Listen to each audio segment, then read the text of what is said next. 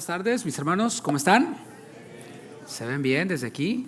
Sean todos bienvenidos a la casa del Señor, bienvenidos a los que nos visitan por primera o segunda ocasión, bienvenidos a esta congregación. Vamos a la palabra de Dios, primera epístola a Timoteo, capítulo 1, versículo 16, primera Timoteo 1, 16. Hoy veremos el tema número 3 de esta serie que iniciamos recientemente. La serie se titula Primera Timoteo, viviendo en la familia de Dios. Estamos estudiando la primera epístola del apóstol Pablo a Timoteo, versículo a versículo, de principio a fin. Después de la primera veremos la segunda. Y el tema número 3 se titula Si me salvó a mí, puede salvar a cualquiera. Vamos a leer el versículo 16 y luego vamos a ir desde el 12 hasta el 17. Dice así la palabra de Dios: pero por eso fui recibido a misericordia, para que Jesucristo mostrase en mí el primero toda su clemencia, para ejemplo de los que habrían de creer en Él para vida eterna. Es común entre la gente que no está familiarizada con las iglesias, la gente del mundo le llamamos nosotros, no de forma despectiva, sino para distinguirla como gente que pues, no tiene nada que ver con Dios ni con la iglesia. Es común para ella pensar que Dios solo acepta a las personas buenas. No sé si así lo pensabas tú. Dios solo acepta a las personas que no son tan malas o a las personas de plano buenas. Incluso muchos tienen la idea, personas de fuera, tienen la idea de que en la iglesia habemos personas perfectas y eso de alguna forma les aleja y dicen, no, yo ¿cómo voy a ir ahí si yo soy como soy? Y allí deben de haber solo personas perfectas, solo personas buenas.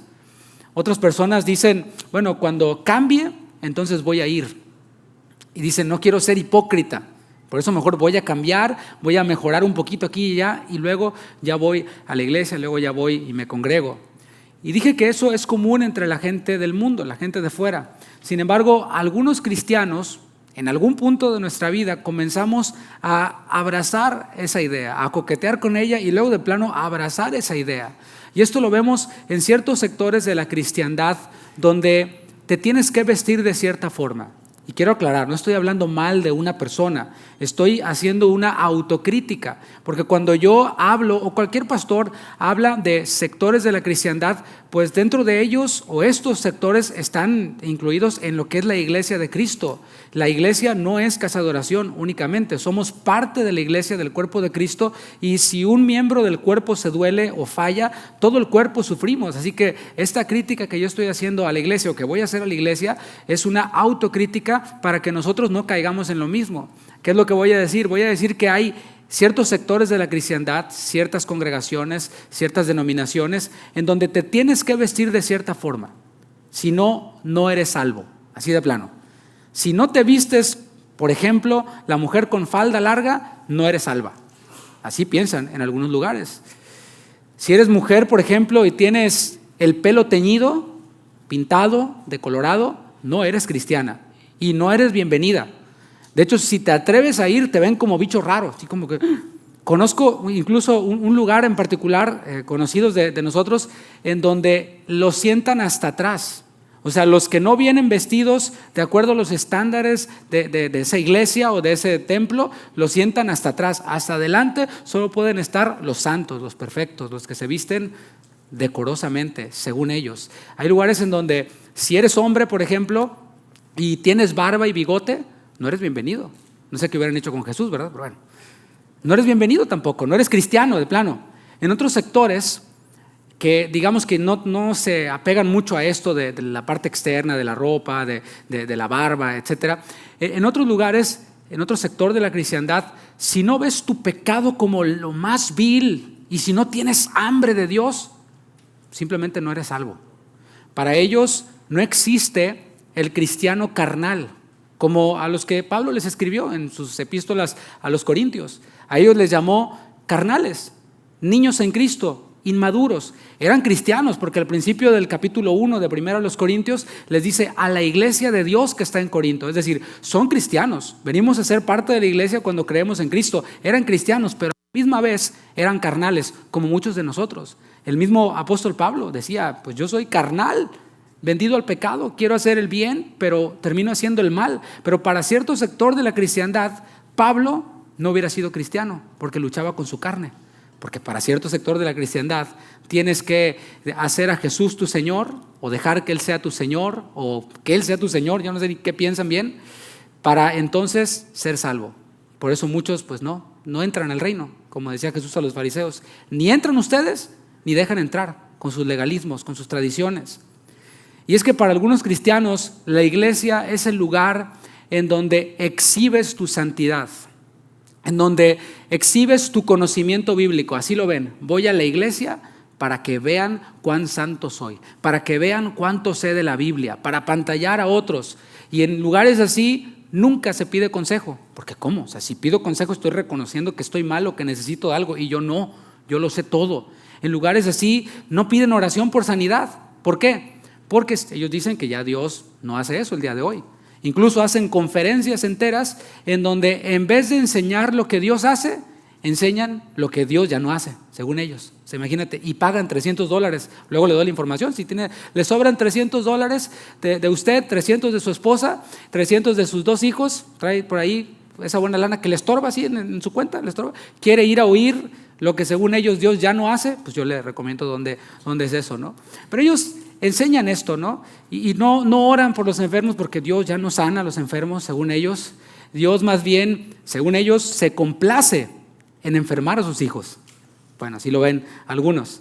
Bueno, esto que yo estoy planteando no lo estoy diciendo solamente por hacer una crítica al aire. Estamos conectándolo con la enseñanza del día de hoy. Y recuerda que se habían desviado algunos de los ancianos, algunos de los líderes allí en la iglesia de Éfeso, a donde Pablo envió a Timoteo, y ellos estaban enseñando doctrinas contrarias a lo que Pablo había enseñado, parecidas a estas que yo estoy planteando ahorita. Ellos se aferraban al cumplimiento de la ley para ser salvos. Decían, para ser salvo tienes que cumplir con la ley. Y recuerda, cualquier cosa que sea añadida a creer en Cristo es una obra y debe ser desechada. Como eso que digo, la palabra de Dios dice, cree en el Señor Jesucristo y serás salvo tú y toda tu casa, ¿no? A los que le recibieron, a los que creen en su nombre, les dio potestad de ser hechos hijos de Dios. Estamos hablando de salvación. Para ser salvo, para ser hijo de Dios, he de creer en Cristo y ya. No le añadamos más. Pero hay quienes le añaden más. Tienes que hacer a Jesús tu Señor, aborrecer tu pecado, y le empezamos a agregar y anhelar la palabra de Dios. ¿Y cómo es eso? No, pues entonces Dios no ha obrado en ti, no quiere que seas salvo, te quiere mandar al infierno. Así enseñan algunos. ¿Te fijas cómo está la desviación ahí? Cree en el Señor Jesucristo y serás salvo. Y cree y ya. Pero algunos dicen, no, te tienes que bautizar. Y en el nombre de Jesucristo. Y le empiezan a añadir a la salvación obras. ¿Quieres ser salvo? Sí, yo quiero ser salvo, yo creo. No tan rápido. Primero quítate el pantalón y ponte falda, hermana. Primero córtate el bigote, hermano. Usa manga larga. Y ahí estás tomando nota. Porque quieres ser salvo. Tienes que congregarte para ser salvo. No, es al revés.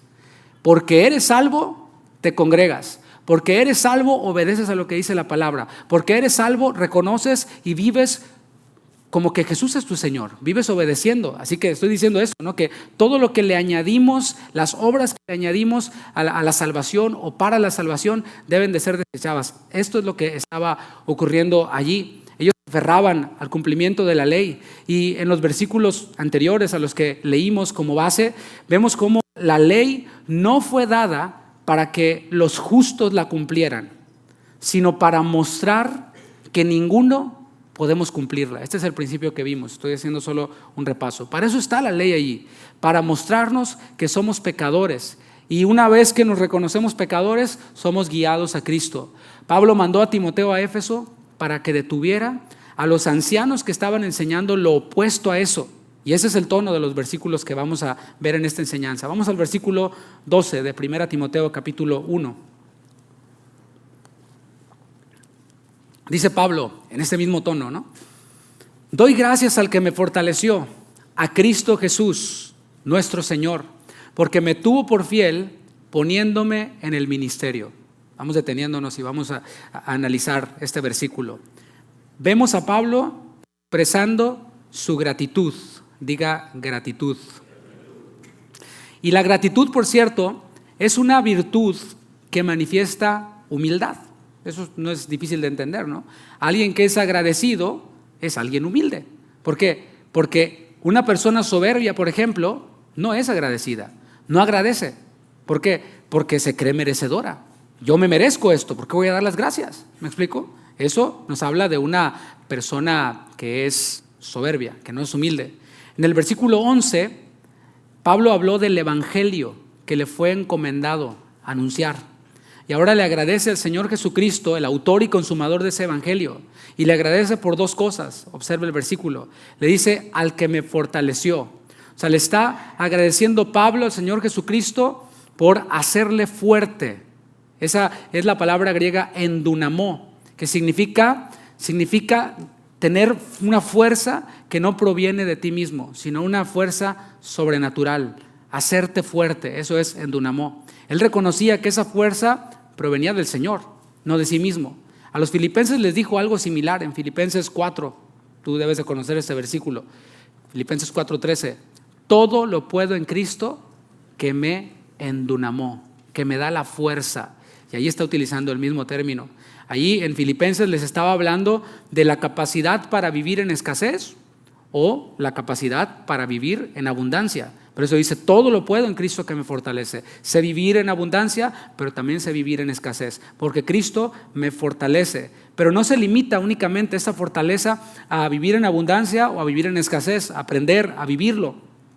Esto tiene que ver con todo lo bueno que nosotros podamos ser, cualquier cosa buena que podamos hacer o que pueda ser allá de nosotros, toda ella proviene de Cristo, porque solo unidos a Él podemos dar fruto. Jesús dijo, permanezcan en mí como el pámpano permanece en la vid, solo así darán fruto. Separados de mí nada pueden hacer. Por eso, si algo bueno nosotros estamos haciendo como cristianos, es por Cristo. Pastor, qué tremendo mensaje me bendijo. Es por Cristo, no es por mí. No es, en mí no hay nada bueno. En este David que lucha con su carne no hay nada bueno. Es Cristo el que pone en nosotros el querer como el hacer, y de su plenitud nosotros tomamos. Él es una fuente inagotable de gracia y nosotros tomamos de esa fuente, de esa plenitud de gracia.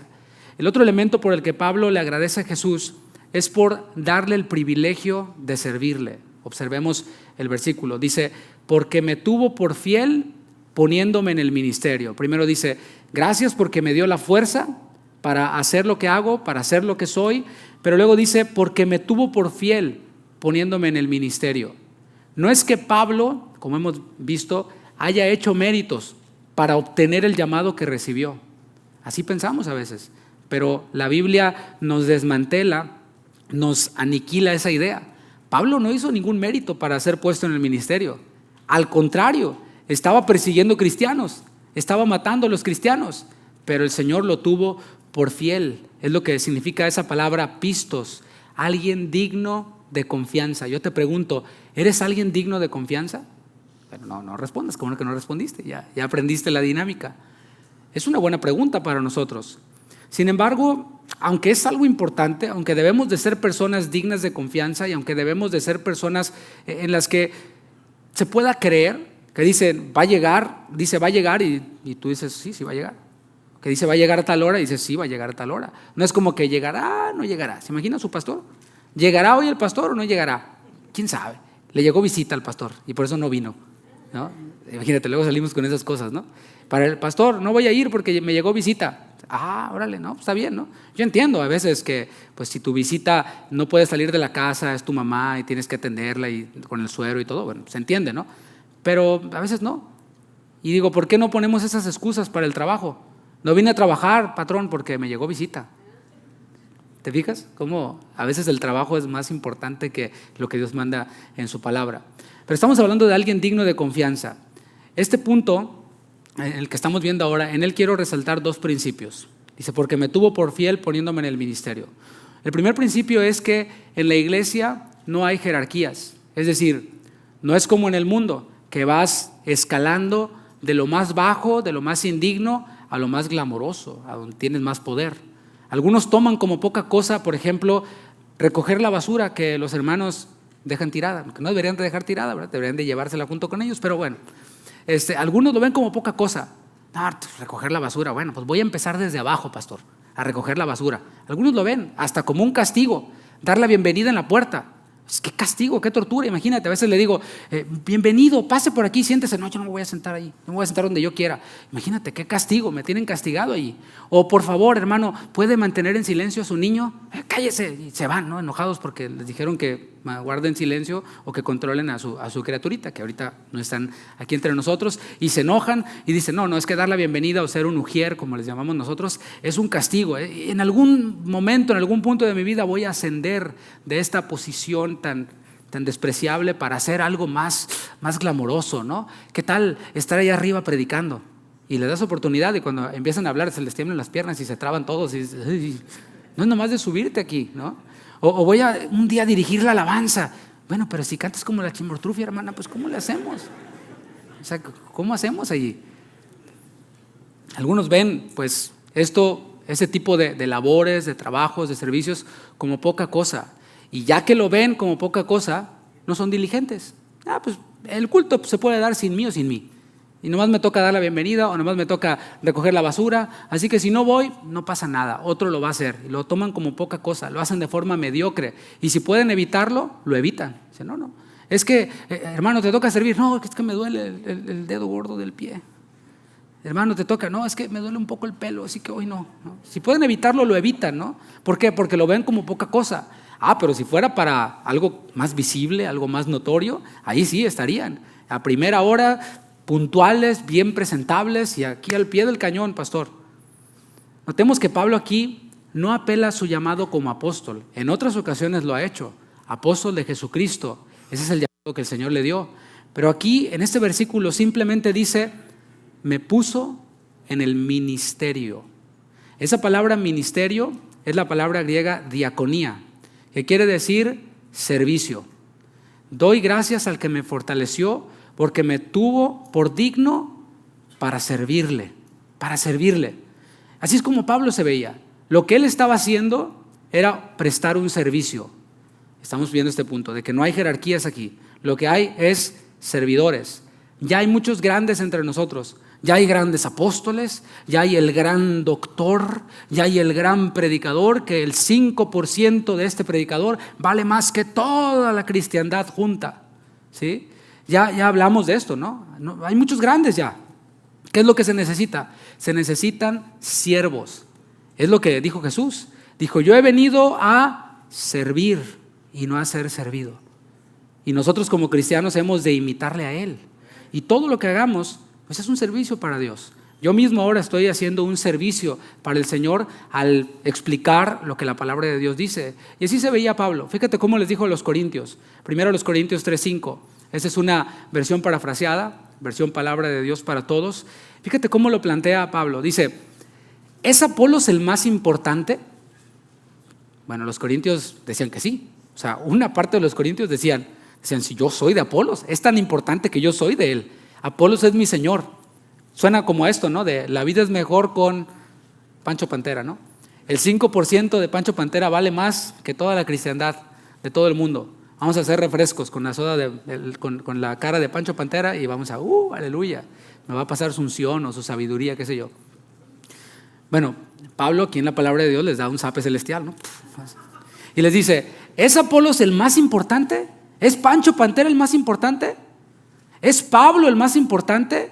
Incluso Chuy Olivares, cuando se dio toda esta polémica que estoy diciendo, que es un caso de la vida real, tristemente, siendo autocrítico, el pastor Chuy nos mandó, algunos pastores nos mandó pues, esa imagen, ¿no? ¿Qué onda? ¿Qué está pasando con esto? El mismo pastor lo mencionó el domingo pasado en una de las enseñanzas. Y en broma, en la enseñanza dijo, ¿cuántos comprarían esa playera que dijera, la vida es mejor con Chuy Olivares? Y hubo quienes dijeron amén, no, cálmese, ¿no? Pero aquí la palabra nos ubica y dice, ¿es Pablo el más importante? Dice, solo somos siervos. Ahí está la palabra griega, diáconos. Siervos de Dios, que los hemos ayudado a ustedes para que tengan fe. Cada uno de nosotros hizo el trabajo que el Señor le dio. Esa es la perspectiva que debemos de tener. Si el Señor te puso a recoger los papelitos de los hermanos, pues, ¿qué hemos de hacer? Simplemente hacerlo y hacerlo bien.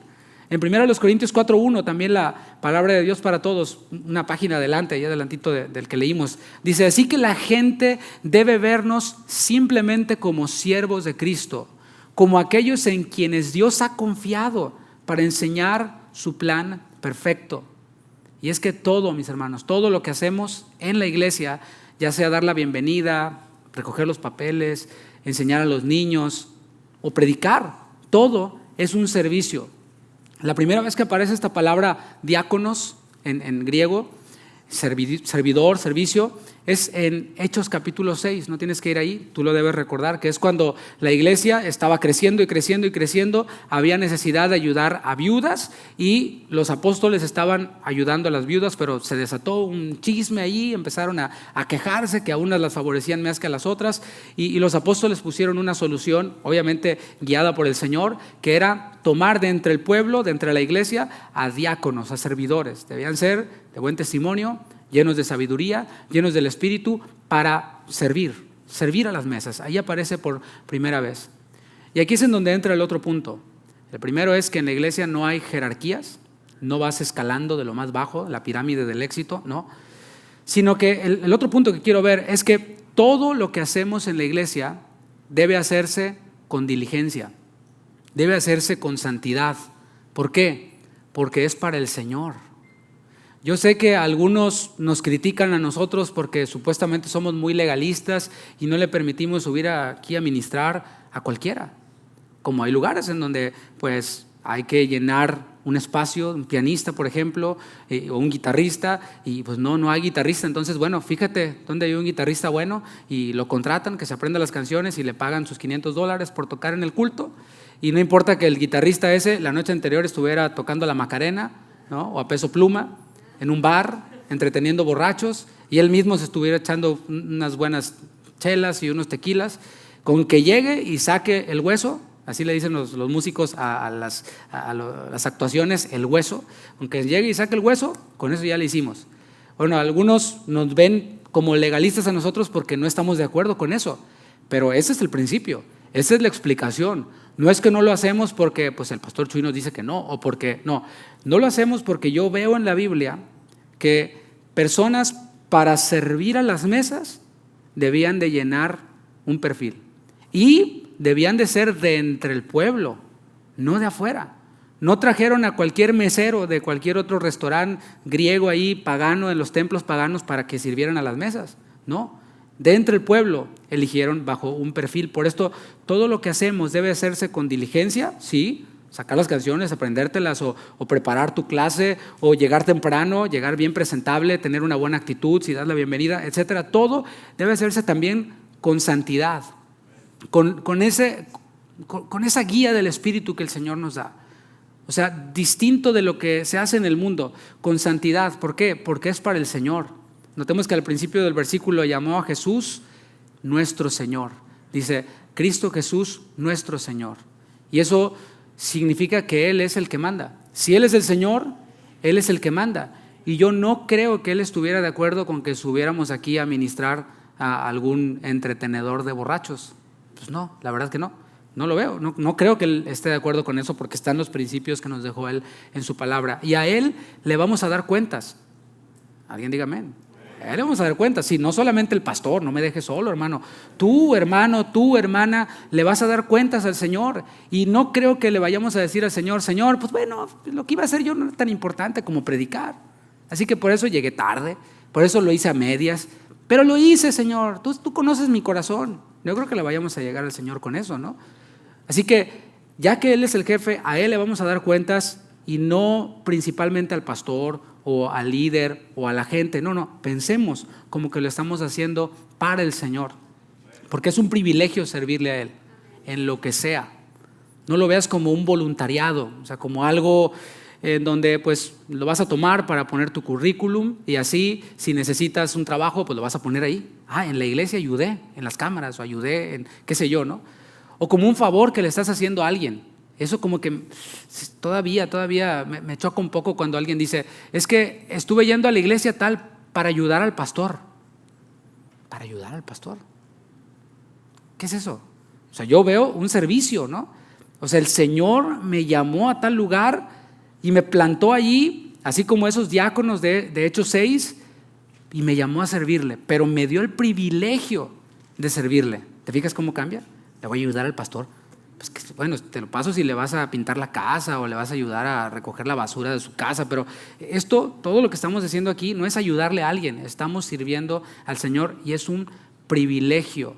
Fíjate bien, Juan el Bautista, fíjate de quién estoy hablando, Juan el Bautista, Jesús dijo de él: no ha habido otro profeta como él. De todos los hombres nacidos de mujer, no ha habido profeta como Juan el Bautista. O sea, ahí está. Eso es lo que Jesús dice de Juan el Bautista. ¿Qué dijo este gran profeta, el más grande profeta según Jesús? Dijo: yo no soy digno de aún desatar la correa de su calzado. O sea, desatar la correa del calzado era pues un trabajo para el siervo pues de más bajo rango en el contexto de ellos, el que les lavaba los pies precisamente. Primero les desataba la correa, les quitaba los guaraches, los zapatos y luego les lavaba los pies y ya podían entrar a las casas para evitar enfermedades. Era un asunto de higiene. Pero Juan dijo: yo no soy digno de hacer eso, de ensuciarme las manos con sus pies y desatar la correa de sus zapatos. Creo que esa es la mentalidad que deberíamos de tomar cada uno de nosotros en cualquier cosa que tenga que ver con el servicio a Dios. Y es lo que está haciendo Pablo. Ahora recordemos que Pablo le está dando a Timoteo material para que enfrente a los que estaban enseñando diferente doctrina y en Éfeso. Esos ancianos se apoyaban en el cumplimiento de la ley para la salvación, pero esto es algo contrario al Evangelio. ¿Por qué? Porque el Evangelio no es para justos, o sea, no es para los que están cumpliendo la ley, para los que son buenos. El Evangelio es para los pecadores, como dijo. La ley es para los blasfemos, para los parricidas, para los matricidas, y da una lista de pecados que pueden haber más y los cuales pues, nos identifican o nos describen a nosotros antes de conocer al Señor, y algunos todavía con los que luchamos, ¿no?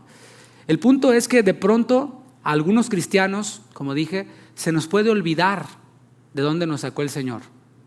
Y cuando vemos a otros en los mismos pecados en los que nosotros andábamos, tendemos a desecharlos. ¿Se está entendiendo la idea? Resulta que antes de ser cristiano, solo por poner un ejemplo, eras pero bien briago, ¿no? Se le entrabas a todo, ¿no? Y te tomabas de todo. Y te quedabas tirado en la calle y no llegabas en 3 días. Bueno, te decían Juan Charrasqueado, ¿no? El Señor te salva, te perdona, te rescata, te restaura todo tu ser y ahora eres un cristiano fiel. Y de pronto ves a otro que anda en lo mismo, a un familiar tuyo, y dices: no, hombre, ese no tiene perdón de Dios. O no lo dices, lo piensas, o no lo piensas, simplemente no le predicas porque dices: no, es que no hay salvación para él, porque míralo cómo es. Bueno, recuerda de dónde te sacó el Señor, y si el Señor lo hizo contigo, ¿no crees que lo pueda hacer con el otro? No los desechemos. Por eso Pablo va a recordar aquí en el versículo 13 de dónde lo sacó el Señor. Dice Pablo: habiendo yo sido antes blasfemo, perseguidor e injuriador. El Señor me fortaleció, el Señor me tuvo por fiel, pero fíjate cómo era yo. Me puso en el ministerio, pero fíjate cómo era yo antes. Yo era blasfemo. ¿Qué es blasfemar? Blasfemar significa difamar a alguien, significa hablar mal de alguien. Bueno, hoy eso se ve como algo bueno, como entretenimiento, hasta programas hacen de cómo personas están hablando mal de otras. Pero en el contexto de Pablo, blasfemar era algo fuerte, considerando su trasfondo judío. En el judaísmo, la blasfemia contra Dios era castigada nada más y nada menos que con la muerte. Dice Levítico 24:16: y el que blasfemare el nombre de Jehová ha de ser muerto. Toda la congregación lo apedreará, así el extranjero como el natural. Si blasfemare el nombre, que muera. A pesar de que Pablo no blasfemó directamente contra el Padre, contra Dios, sí lo hizo contra Jesucristo, su Hijo. Y eso, Pablo reconoce aquí, lo convertía en blasfemo, ya que Jesús y el Padre son uno, es lo que dijo Jesús en Juan 10:30. El que blasfema contra Jesús, blasfema contra Dios. Por eso debemos de tener cuidado con lo que hablamos o con lo que repetimos. El rechazo de Pablo hacia Cristo lo llevó al extremo de perseguir a los cristianos, de perseguir a la iglesia, a los seguidores de Jesús. Hechos capítulo 8, versículo 3. Voy a leer cómo el autor de Hechos, Lucas, está describiendo lo que Pablo hacía, o Saulo. Dice: y Saulo asolaba la iglesia, y entrando casa por casa, arrastraba a hombres y a mujeres y los entregaba en la cárcel. Eso es lo que Lucas describe de Saulo antes de convertirse. Así es como él era un blasfemo y un perseguidor. Y esto, quiero notar que Pablo no lo olvidaba. Es decir, si las cosas viejas pasaron, eso quiere decir que eso ya no me define hoy. Eso quiere decir que Dios ya no me va a juzgar por eso, porque ya eso fue pagado por Cristo. Pero es algo que no debemos olvidar, y Pablo no lo olvidaba. Hechos capítulo 22. Aquí Pablo está presentando una defensa ante el pueblo en Jerusalén. Y dice Pablo ahí en Hechos 22:4, va a aparecer en la pantalla. Dice Pablo: perseguía yo este camino hasta la muerte. Hablando del mensaje de Cristo, hablando del evangelio a los mismos cristianos. Dice: perseguía yo este camino hasta la muerte. No es que los asustaba, los mataba, dice. Prendiendo y entregando en cárceles a hombres y a mujeres sin distinción. Si eran cristianos, los metía a la cárcel, dice Pablo. Así era yo antes. De igual manera, Pablo, en su defensa ante Agripa, en Hechos 26, volvió a recordar lo que hacía. No lo había olvidado. También a los Gálatas les escribió en Gálatas 1, versículo 13. Dice: porque ya habéis oído acerca de mi conducta en otro tiempo en el judaísmo, que perseguía sobremanera a la iglesia de Dios y la asolaba. O sea, fíjate cómo no lo olvidaba. En su vida pasada, Pablo también era un injuriador, un blasfemo porque hablaba mal de Cristo, un perseguidor porque perseguía a la iglesia, la asolaba, los asolaba hasta la muerte, pero también era un injuriador, dice él. ¿Qué significa esta palabra injuriador? Significa hombre violento e insolente. Esa era la actitud de Pablo. El sentido de la palabra en el griego es conducir a una persona a ser maltratada con violencia y menosprecio humano. Es lo que hacía Pablo. El injuriador es una persona que no tiene en cuenta la condición del hombre. No le importa quién es. Provoca acciones en contra de esa palabra. Para que me entiendas, es un bully, ¿no? Y está dispuesto a ofenderle lo más que pueda. Bueno, Pablo, como miembro del Sanedrín, dio su voto para que los cristianos fueran ejecutados, y lo hizo con esta actitud de violencia, de insolencia. Ese era Pablo antes de Cristo. La segunda parte del versículo 13, ahí en 1 Timoteo 1, dice Pablo, después de decir: habiendo sido yo blasfemo, perseguidor e injuriador, dice: mas fui recibido a misericordia, porque lo hice por ignorancia en incredulidad. Y es que, no sé si lo estás captando hasta ahora, solo cuando consideramos nuestra condición podemos valorar la misericordia que el Señor tuvo para con nosotros. Este era yo antes. No es que era más o menos, era buena persona, no era tan malo. Este era yo antes. Comparado con Cristo y su santidad, así haya sido la más blanca palomita, entre comillas, pues ¿cómo quedamos? A lo mejor no eras borracho, a lo mejor no eras perseguidor, injuriador, pero ¿qué tal de amargado? Eras de los calladitos que no decían nada, pero por dentro estabas amargado contra todo el mundo. Bueno, sea cual haya sido la condición, debemos de recordarla para así valorar la misericordia que el Señor tuvo para con nosotros y reconocer que no le estamos haciendo ningún favor a Él. O sea, yo con venir a la iglesia, yo con entrar a los discipulados, yo con etcétera, no le estoy haciendo ningún favor a Dios. A veces la gente piensa así. Ay, ¿por qué el pastor me llamó para preguntarme por qué no he ido? Pues bueno, hay que ir, ni modo. Como que le estás haciendo un favor al pastor o a Dios. El bien es para ti, mi hermano, mi hermana. El bien de estar en la palabra, de estar en las reuniones, de estar en los discipulados, es un bien para tu propia vida espiritual. No le hacemos ningún favor a Dios. Él nos vio incapaces y nos favoreció a nosotros. Y se cumple ahí lo dicho por Jesús: al que mucho se le perdona, mucho ama. Y amar, veíamos ayer en la boda colectiva, amar se manifiesta en acciones concretas. Yo digo que amo a Dios, pero si no se ve, ¿cómo está el asunto?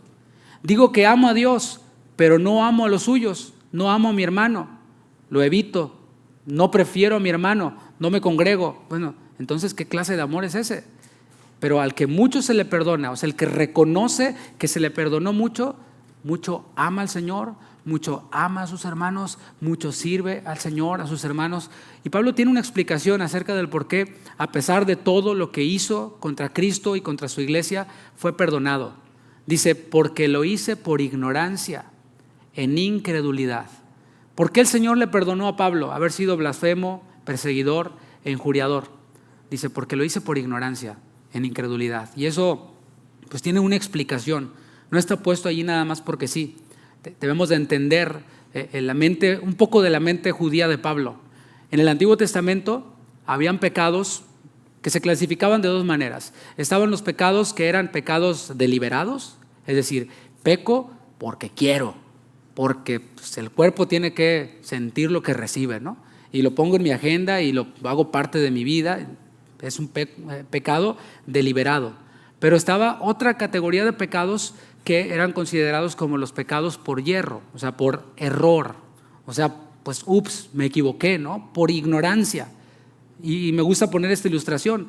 Muchos de nosotros venimos de nuestros países de Latinoamérica, no voy a decir uno en particular, generalmente Latinoamérica. Tan pronto cruzas la frontera, por ejemplo aquí de Nuevo Laredo, o de Laredo con Nuevo Laredo, y las leyes de tránsito son nuevas allá también, ¿verdad? O sea, ya el alto dice, yo que tú pararía, ¿no? Es lo que pensamos que significa y le damos.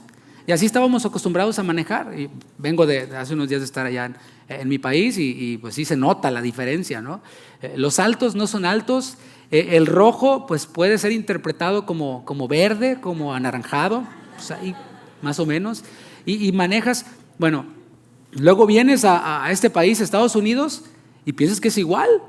El stop, pues te lo pasas porque pues no viene nadie. ¿Por qué me voy a parar? ¿Qué pérdida de tiempo? Y te lo pasas y de pronto aparecen luces azules con rojo en tu espejo retrovisor y el oficial te dice, ¿sí sabe por qué lo paré? Y tú le dices, creo que sí. La conciencia, ¿no? Es que pues me pasé el alto.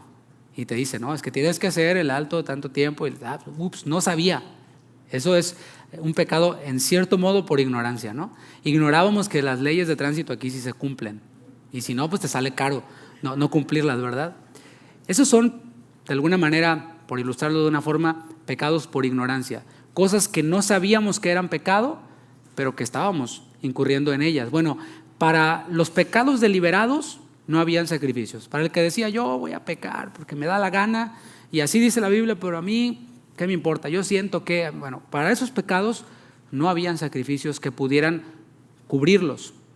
Pero para los pecados por yerro, para los pecados por ignorancia, no sabía, me equivoqué, para esos sí habían sacrificios. Y el Señor Jesús, cuando estaba pendiendo de esa cruz y estaba derramando su sangre por nosotros, hizo una oración al Padre. Dijo una de esas 7 palabras y dijo, Padre, perdónalos porque no saben lo que hacen. O sea, el pecado de la humanidad, el Señor Jesús no lo puso en la categoría de pecado deliberado, aunque lo fuera, porque Pablo estaba persiguiendo el camino y blasfemando y siendo injuriador deliberadamente, sabiendo lo que hacía. Pero el Señor Jesús lo que hizo fue poner nuestros pecados, el pecado de la humanidad, en la categoría de pecado perdonable, de pecado por yerro, por ignorancia. Luego Esteban, el primer mártir de la iglesia, cuando estaba siendo apedreado, que dijo, Señor, no les tomes en cuenta este pecado. Aprendiendo de su maestro, por supuesto, tenía fresca la enseñanza de su maestro. Y eso es a lo que Pablo está apelando. Él estaba descansando en esas palabras de Jesús sobre la cruz, diciendo, Padre, perdónalos porque no saben lo que hacen. Cristo le pidió al Padre ahí en esa oración, coloca los pecados de todos los pecadores de la humanidad en la categoría de pecados por yerro, para que el sacrificio de Jesús pudiera no cubrir esos pecados, sino borrar esos pecados. ¿Les das un aplauso al Señor por eso? Gracias, Señor.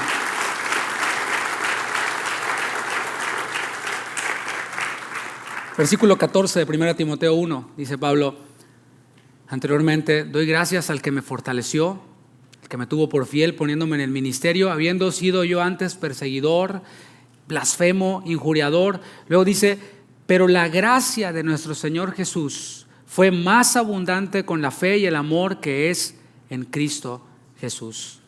Luego de hablar de la misericordia sobre su abundante pecado, el abundante pecado de Pablo, ahora va a resaltar la sobreabundante gracia del Señor. Romanos 5:20, vamos allá, Romanos 5:20. Porque estamos viendo ahora la gracia de Dios, a la cual Pablo le llama sobreabundante. Esta sobreabundante gracia de Dios. Dice Romanos 5:20. Pero la ley se introdujo para que el pecado abundase. ¿Te fijas? Cómo la ley sirve para mostrar nuestro pecado, para que se vea el pecado, para que no haya, bueno, hice 10 malas, pero hice estas 5 buenas. Como que tiene que contar algo, ¿no? No. Dice, la ley se introdujo para que el pecado abundase. Mas cuando el pecado abundó, sobreabundó la gracia. Para que la gracia pueda salir a relucir, para que la gracia se pueda ver, tiene que hacerse evidente el pecado. La gracia es más grande que el pecado, pero si ocultamos el pecado, ¿cómo va a hacerse evidente la gracia? Por eso el Señor expone la ley, para que la ley haga evidente. Es como este reflector que le echas a algo que está oscuro, ¿sí? Es como ese espejo en el que nosotros nos vemos en la mañana cuando nos acabamos de despertar y decimos, ¡ay!, ¿verdad? No está ahí en el espejo el que estaba ayer, todo guapo, todo bien vestido, no, hay una diferencia, pero el espejo nos ayuda y nos muestra que necesitamos arreglarnos, que necesitamos hacer algo al respecto, y es lo que hace la ley, nos muestra que necesitamos a Cristo, y cuando el pecado es abundante, la gracia sobreabunda. Gracia significa favor inmerecido, y eso fue lo que hizo Dios. Cuando el pecador merecía la muerte, de acuerdo a la ley, el Señor no le dio el castigo que merecía el pecador. Lo que hizo fue poner el castigo sobre su Hijo Jesucristo, el cual no conoció pecado. Y así es como se ve la gracia de Dios. Es una gracia abundante, no es una gracia limitada, sino es una gracia sobreabundante. Esta gracia puede ser resistida, o sea, es abundante, pero puede ser resistida. El que la gracia se pueda resistir no afecta en sí mismo a la gracia. Me explico, la gracia queda intacta y es sobreabundante y es perfecta. Es como tú puedes tener, no sé, el agua más pura, y es el agua más pura del mundo y tiene un montón de propiedades, pero si alguien la rechaza y no se la toma, se va a morir de sed. ¿Quién tiene la culpa? ¿El agua? Sería absurdo pensar eso, ¿no? ¿Que la culpa la tiene el creador de la gracia? No. ¿La culpa quién la tiene? La culpa la tiene el que la rechazó. ¿O sería prudente decir, no, es que esta agua fue dada para saciar la sed de algunos? Eso no tiene sentido. Esta agua está disponible para aquel que la beba. Y dice la palabra, el que tiene sed, venga y beba gratuitamente del agua de vida. Es simplemente aceptarla. Por eso digo que la gracia, aunque es perfecta, así como el agua, puede ser resistida, puede ser rechazada. Por eso dice la Biblia que todo aquel que cree en Jesús, o sea, el que no resiste la gracia, viene a ser receptor, viene a ser beneficiario del amor de Dios. Salud. Den un aplauso, Señor.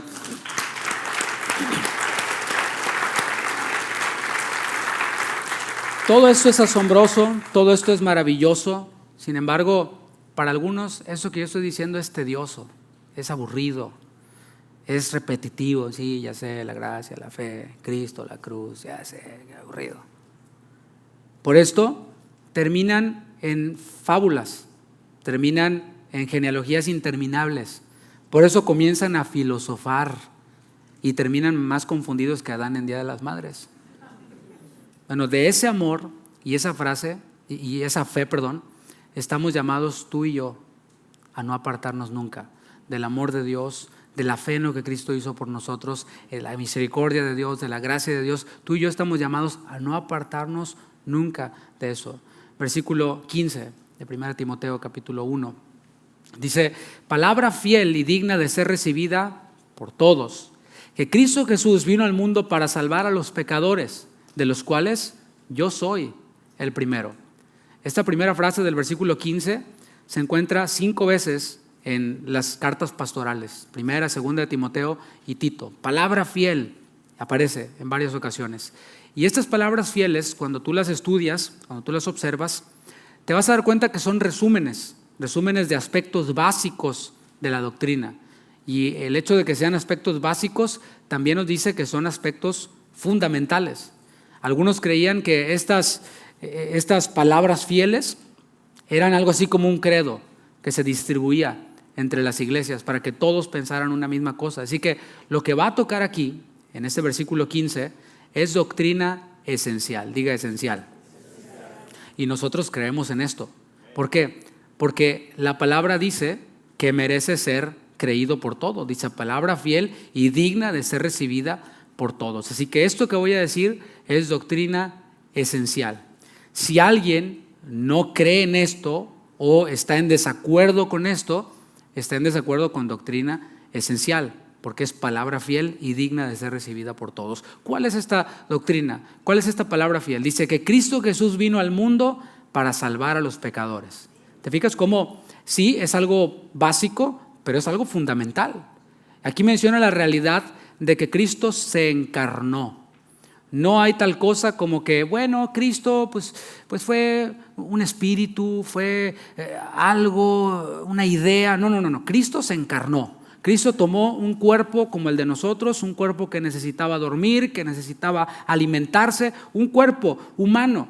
Esa es la realidad. El Hijo de Dios se aproximó a nosotros, se hizo como nosotros, tomando la condición de hombre. Y estando en la condición de hombre, se humilló, haciéndose siervo. Se hizo semejante a nosotros. Esa es una realidad. El que niegue eso está en problemas. O sea, si hay una iglesia que dice ser iglesia pero que no cree en esto, no es iglesia de Cristo. Es doctrina esencial. Ahora, ¿a qué vino Cristo? Esto también nos lo plantea. Cristo vino al mundo, ¿pero a qué vino? Dice, a salvar a los pecadores. Vino a servir y no a ser servido. Vino a dar su vida en rescate por todos.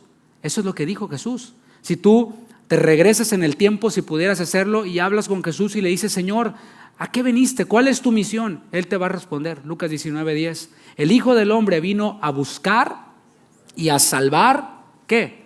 Lo que se había perdido. Eso es lo que vino el Señor a buscar y a salvar. El Señor vino a salvar a los pecadores, dice Lucas 5:32. Él claramente, explícitamente lo dice. No he venido a llamar a justos, sino a pecadores al arrepentimiento. Así que si tú eres pecador, eres bienvenido. Jesús te está buscando. No estoy diciendo si eres elegido, no. Si eres pecador, el Señor te está buscando. Y aquí ya pudiera terminar la enseñanza, pero todavía tengo más. Esto nos habla o nos introduce a otra realidad esencial, y es la universalidad del Evangelio. ¿Qué es esto? Se puede plantear en una pregunta. ¿Para quién es el Evangelio? ¿Para quién es? La respuesta es para todos. Esto es a lo que estamos respondiendo, que Cristo Jesús vino al mundo a salvar a los pecadores. El Evangelio entonces es para todos.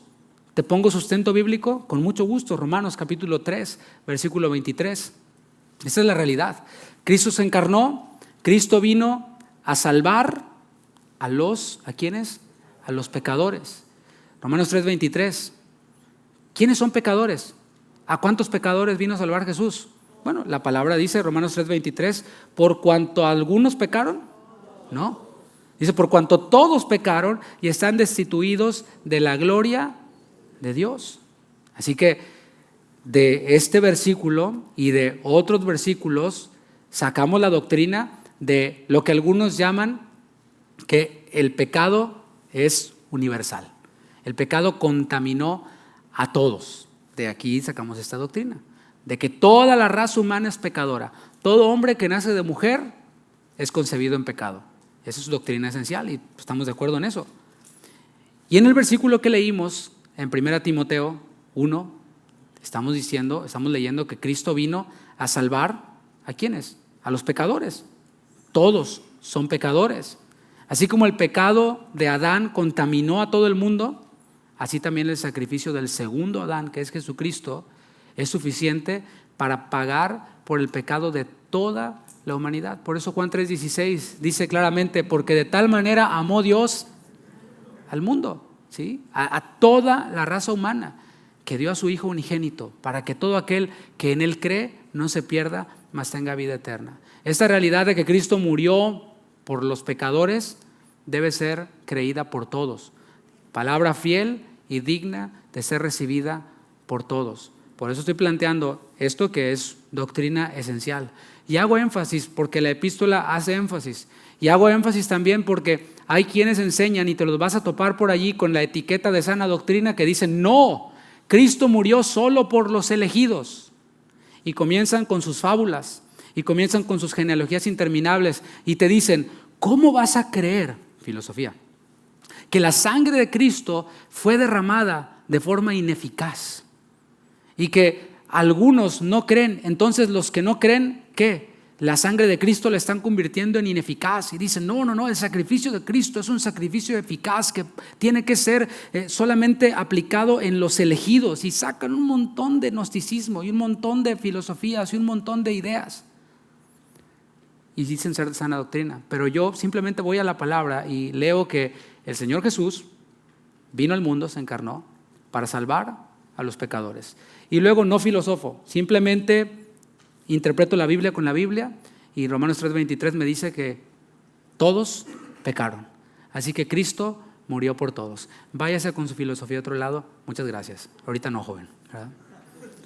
Es bueno que consideremos de dónde nos sacó el Señor. Y aquí Pablo dice: de los cuales, de los pecadores, yo soy el primero. Aquí nos muestra que él reconocía su pecado, reconocía su condición pecaminosa, de que es verdad, era pecador, Cristo me salvó, pero quedó ese remanente de pecado en mí. Está ese mal en mí del cual habla Pablo en Romanos 7.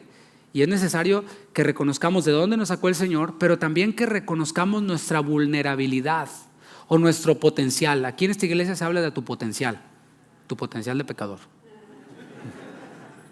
Tenemos ese potencial para pecar. Creo que es mejor idea, en vez de pensar en mi potencial para lograr y para emprender y para esto, que es bueno, ¿no? Pero creo que es mejor idea hacer más énfasis en mi potencial para pecar. Porque si conozco al enemigo, entonces más difícilmente voy a ser engañado o voy a ser derrotado por el enemigo. ¿Quién es el enemigo? El enemigo, según la palabra, sí es el adversario, el diablo, pero hay uno que es bien peligroso y es mí mismo. Así se llama el enemigo, se llama mí mismo. Cuídate de ti mismo, le dijo Pablo a Timoteo. O sea, el mal está en mí. ¿Y a poco no nos encontramos en situaciones en donde dices: otra vez lo volviste a hacer, David Guevara? Bueno, tu nombre lo pones ahí, ¿no? Y te das cuenta que el problema no es el entorno. O sea, si eres honesto, no es el entorno, no es las 20 iglesias por las que has pasado, o sea, no es tu esposa, no es tu suegra. Te das cuenta de que el problema es mí mismo. Es ese pecado que está en mí. Por esto Pablo dice: de los pecadores yo soy el primero. Por esto es bueno que reconozcamos nuestra vulnerabilidad y nuestro potencial para pecar.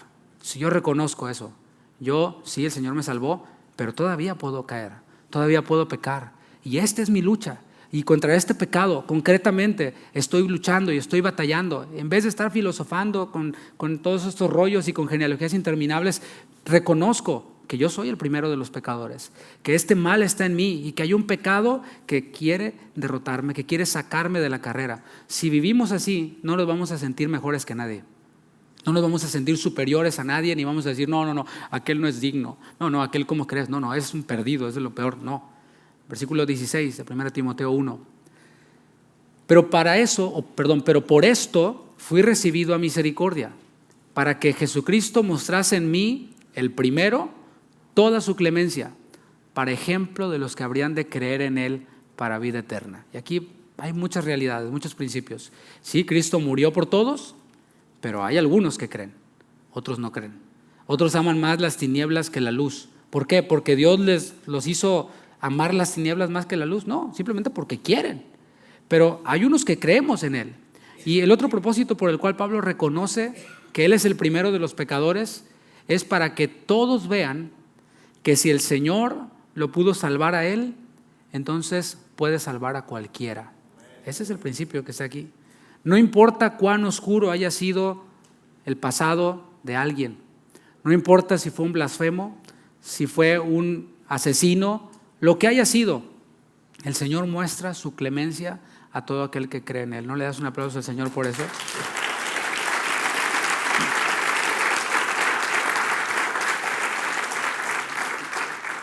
Y el que cree en Él, sin importar lo que haya sido, tiene vida eterna. Así es como Pablo, en camino a Damasco, tiene esta visión celestial, tiene esta revelación de Jesucristo, y él no fue rebelde a esa visión celestial. Pudo haber sido rebelde, pero él obedeció y dijo: Señor, ¿qué quieres que yo haga?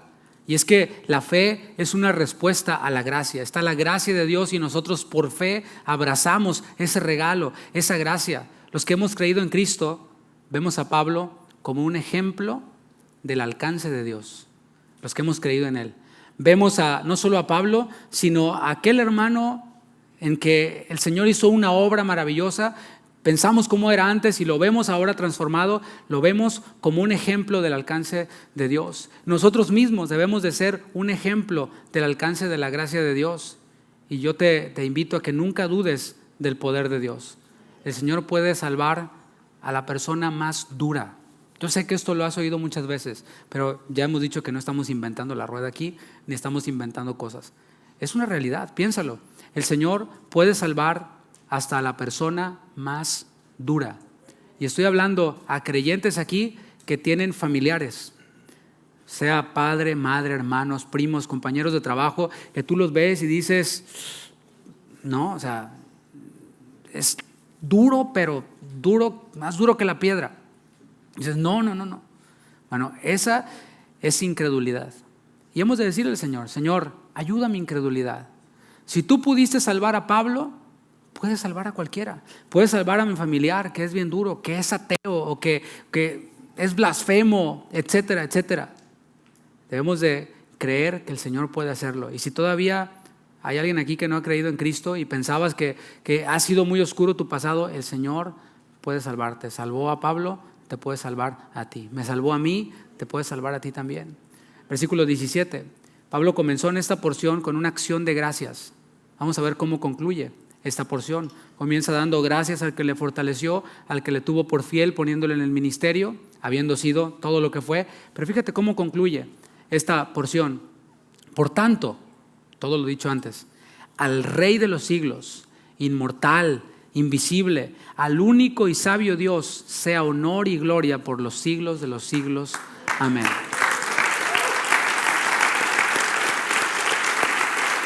Aleluya. Esto se conoce como doxología, o sea, es un canto, una alabanza, o dicho más apropiadamente, que pudo haber sido cantada. Y fíjate en este versículo 17 lo que abarca y destaca la eternidad del Rey. Dios es eterno. O sea, ¿quién puede poseer eternidad por sí mismo? O sea, el hombre es eterno porque Dios lo hizo eterno. Entonces, ¿cómo? O sea, los que no creen también. Sí, los que no creen también.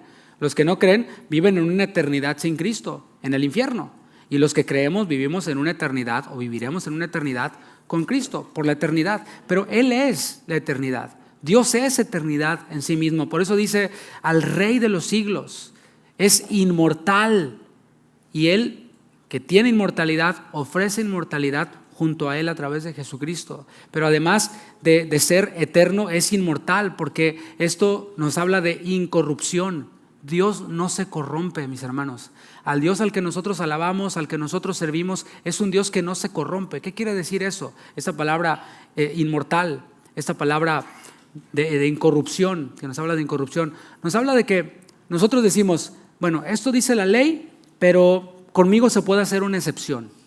Esta es la regla, pero como yo soy compa de no sé quién, se puede hacer una excepción. Y ha pasado en ocasiones en donde hay en el culto, en la iglesia, hay ciertas regulaciones, ciertas normas, y aparece alguien que no las quiere cumplir y dice, es que yo soy amigo del pastor fulano de tal, de casa de oración no sé dónde. ¿Y qué? O sea, qué bueno que tengas buenos amigos, pero eso no te va a permitir a ti que quebrantes una de las normas que hay aquí, que son para el orden y son para tu propio bien. Bueno, Dios es incorruptible. Porque a veces decimos, sí, Dios dice eso en su palabra, pero bueno, yo lo hago diferente y Dios conoce mi corazón. Hay cosas que están allí claras en su palabra.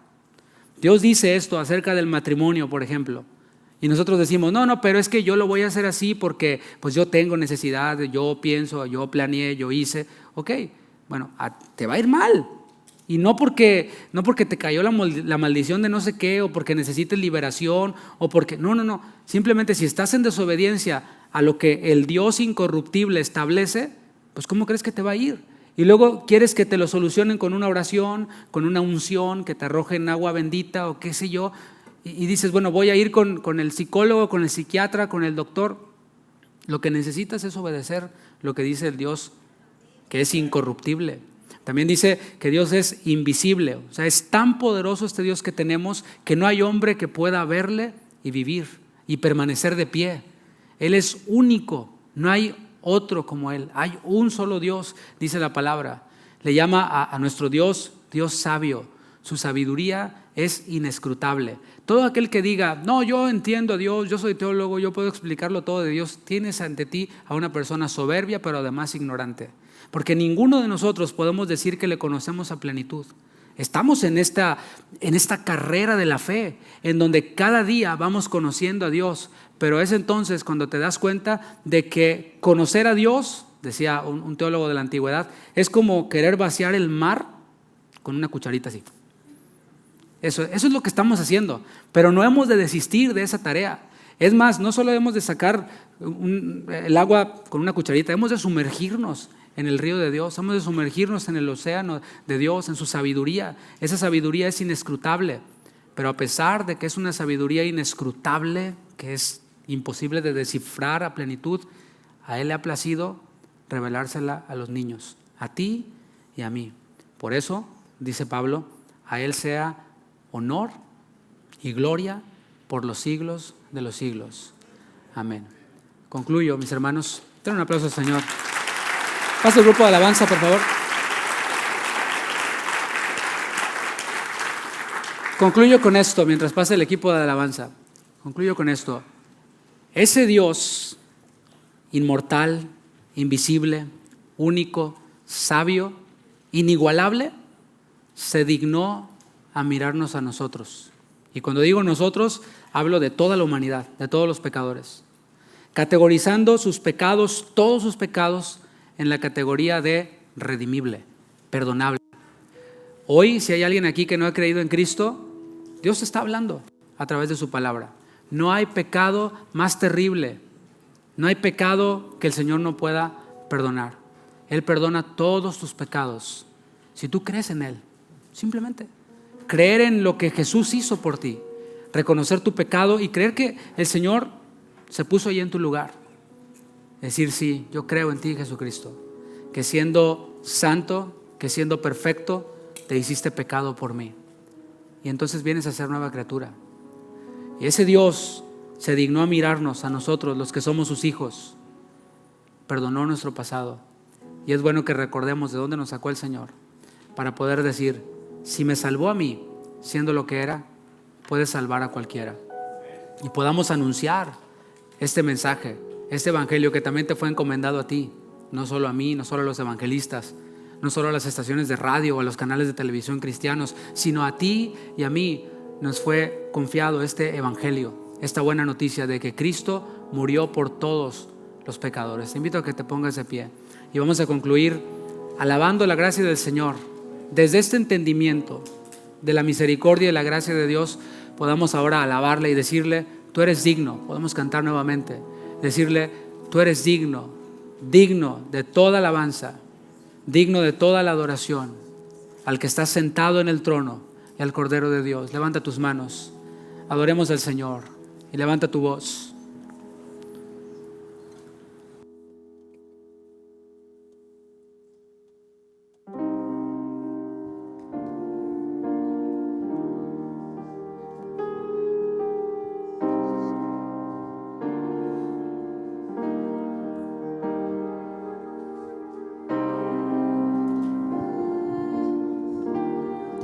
Jesús, y te damos gracias por tu misericordia.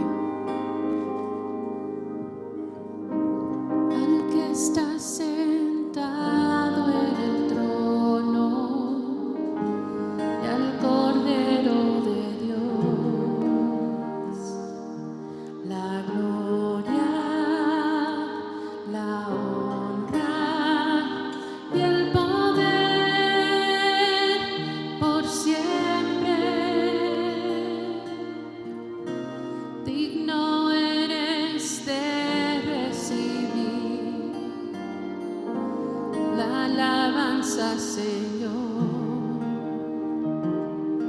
Me humillo, me postro ante el Todopoderoso.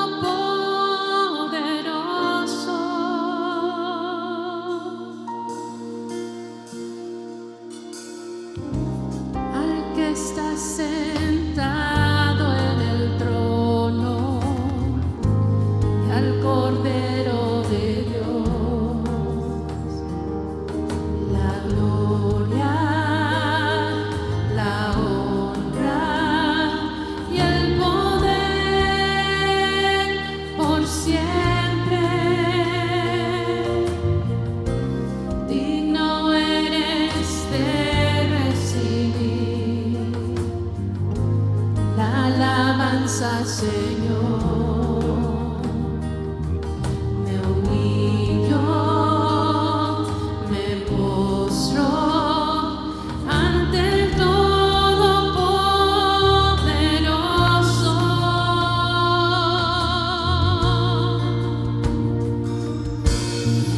¿Quién no te temerá, Señor?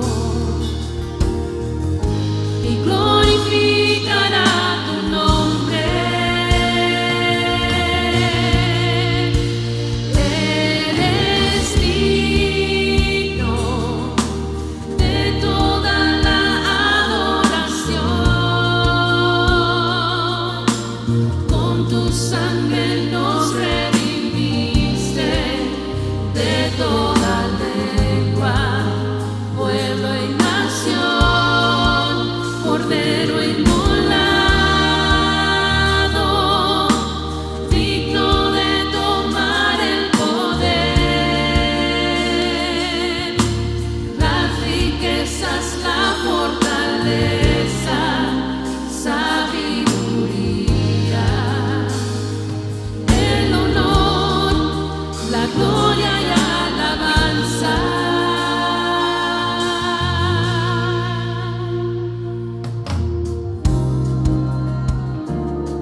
Te adoro, mi Señor, Salvador, al que está sentado, Jesús, a ti, Señor, al que está sentado en el trono y al Cordero de Dios, a ti, Jesús, la honra y el poder por siempre. Digno eres de recibir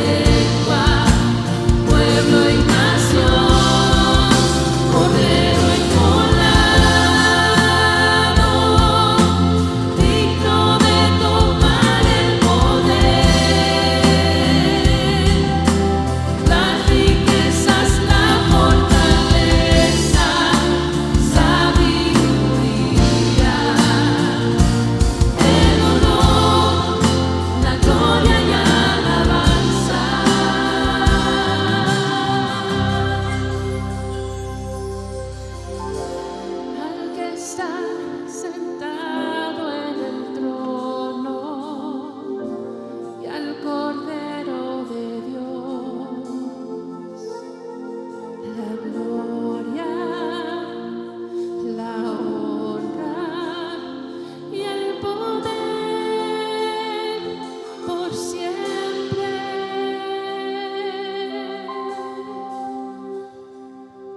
A ti, Jesús. Que eres digno por todo ese amor que nos das, por esa gracia, Señor. Y dice su palabra: por encima de todo, vístanse de amor, que es el vínculo perfecto, porque el amor es perfecto, Dios es perfecto, Dios es amor.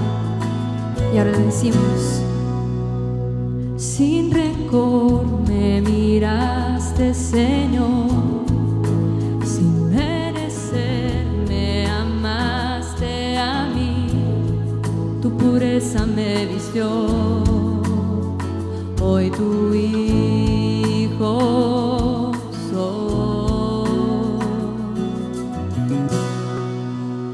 Incondicional tu perdón, gozo eterno a mi corazón, me diste, Señor, sin tener lo que hacer, me amaste.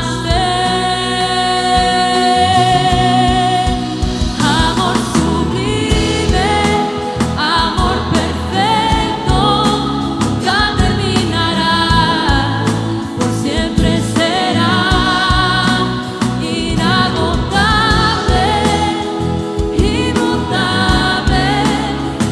Así es tu amor, Señor, mi Dios de perdón.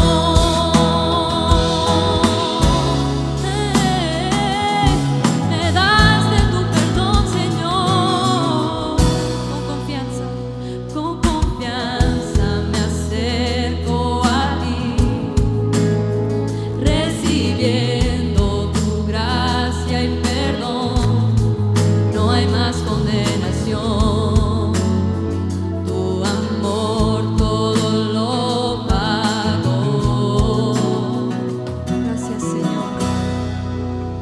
Incondicional tu perdón, gozo eterno a mi corazón, me diste, Señor, sin tener lo que hacer, me amaste. Amor sublime, amor perfecto, nunca terminará,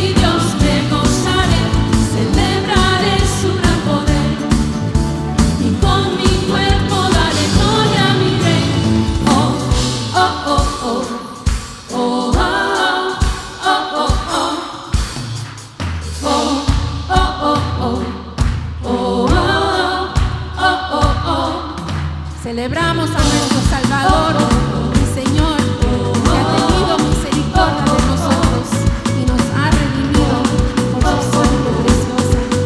Gracias, Señor.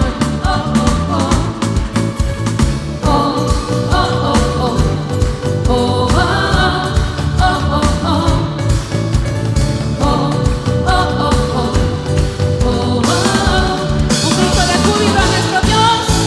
Yo danzaré como David, delante de mi Dios me gozaré, celebraré su gran poder, y con mi cuerpo daré gloria a mi Rey. Yo danzaré como David, delante de mi Dios me gozaré, celebraré su gran poder, y con mi cuerpo daré gloria a mi Rey. Yo danzaré como David, delante de mi Dios me gozaré, celebraré su gran poder, y con mi cuerpo daré gloria a mi Rey. Un grito de victoria.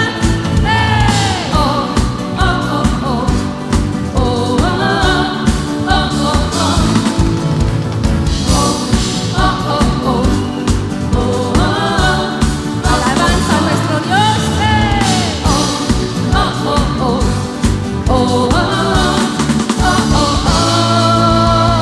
Te celebramos a ti, Jesús, y te damos gracias por la bendición de gozarnos, Padre, en tu presencia. A ti, Señor, sea la gloria, la honra y la alabanza por los siglos de los siglos, Señor. Gracias, mi Dios. Amén, amén. Gracias, Padre, por tu victoria.